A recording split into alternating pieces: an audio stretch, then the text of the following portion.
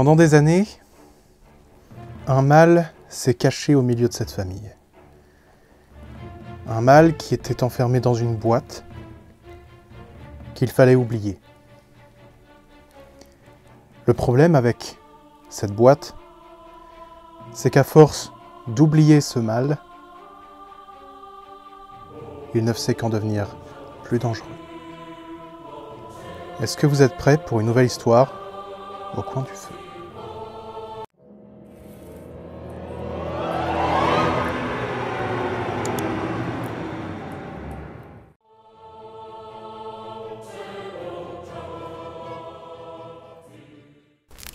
Quand il eut 18 ans, François reçut un cadeau de son père.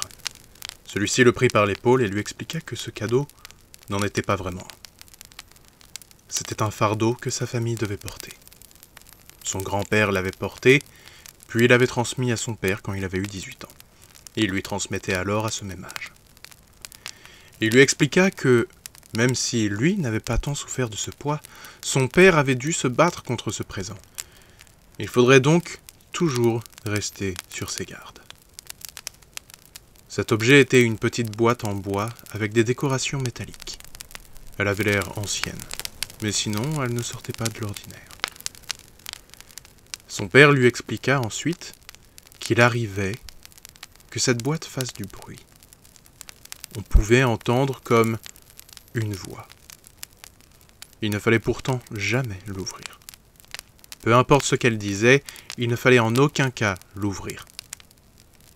François reçut alors ce fardeau et décida qu'il ne l'ouvrirait jamais. Il la rangea dans le grenier et l'oublia. Des années plus tard, François n'allait pas bien dans sa vie. Il avait des problèmes au travail, dans sa vie, il n'était pas heureux. En sortant de sa chambre, en allant au travail, il vit cette boîte au milieu du chemin, en dessous de la tare. Au milieu du chemin, en dessous de la trappe du grenier. Il se demanda ce qu'elle faisait là.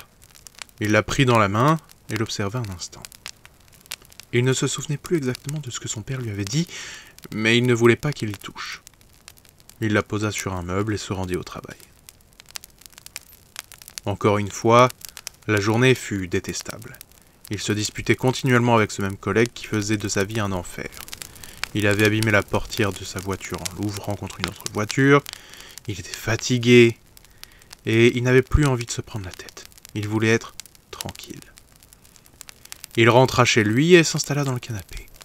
Il alluma la télévision et buvait tranquillement une bière bien fraîche, quand il remarqua, juste à côté de lui, sur le canapé, la boîte. Il la prit et l'observa. Il la secoua un peu, se demandant ce qu'il y avait dedans, puis se souvint que son père ne voulait pas qu'il y touche. Il entendit alors quelque chose, comme une voix, quelque chose de faible, de doux, de rassurant. « Je suis là, dans la boîte. Qui êtes-vous ? Je me suis fait piéger par un magicien. » Un magicien ? Oui. Pouvez-vous m'aider ? Je peux pas faire grand-chose. Vous pourriez ouvrir la boîte. François se souvint alors que son père ne voulait pas qu'il ouvre la boîte. Mais c'était il y a bien longtemps. Pourquoi ouvrirais-je ? Je pourrais vous aider. Comment pourriez-vous m'aider ? Vous n'arrivez même pas à sortir d'une boîte. J'ai un bon cœur. Je suis volontaire. Ce qui m'importe, c'est de vous aider. Pourtant, vous ne me connaissez pas.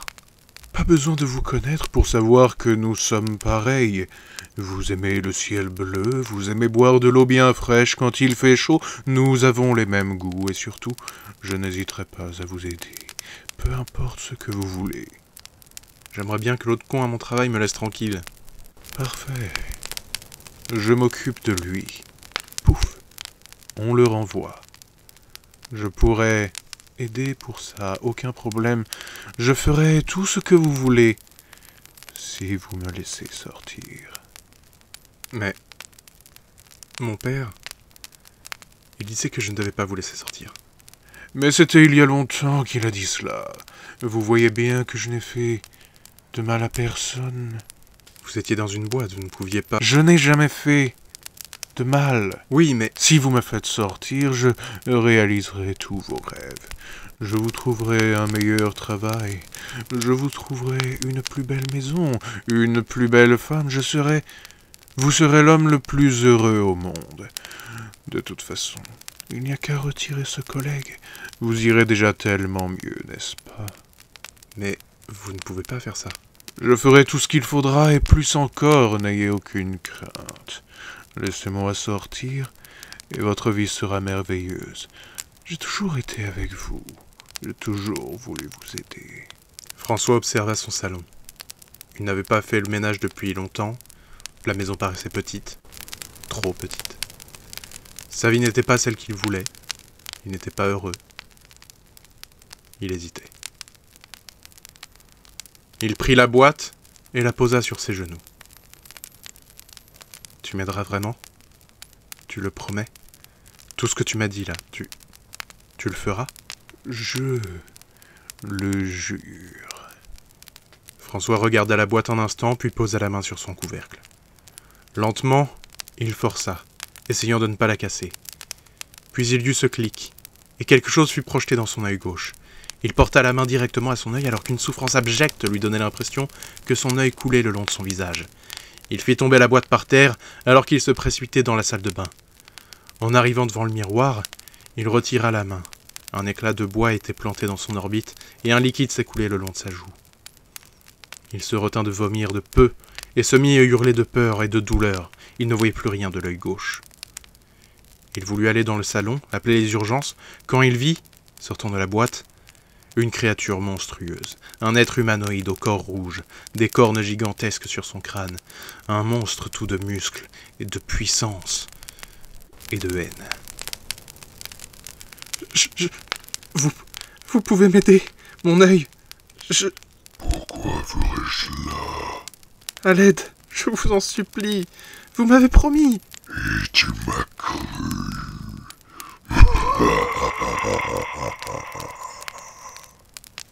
Le démon s'approcha. Chaque pas semblait faire trembler le monde entier.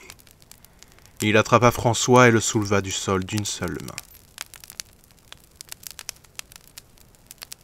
Après un sombre craquement, le corps de François s'écrasa au sol, son cœur arraché, son âme déchirée. Sans le savoir, en libérant ce mal, il s'était déjà condamné. Il pensait changer les choses, il pensait avoir gagné d'une certaine façon, mais en fait, il n'y a eu que la souffrance et la mort pour lui. J'ai envie de dire que ça fait réfléchir sur certaines choses. J'espère que cette histoire vous aura plu, qu'elle vous aura fait réfléchir. N'hésitez pas à me dire en commentaire ce que vous en pensez. Et moi je vous dis à bientôt, j'espère, pour une nouvelle histoire au coin du feu.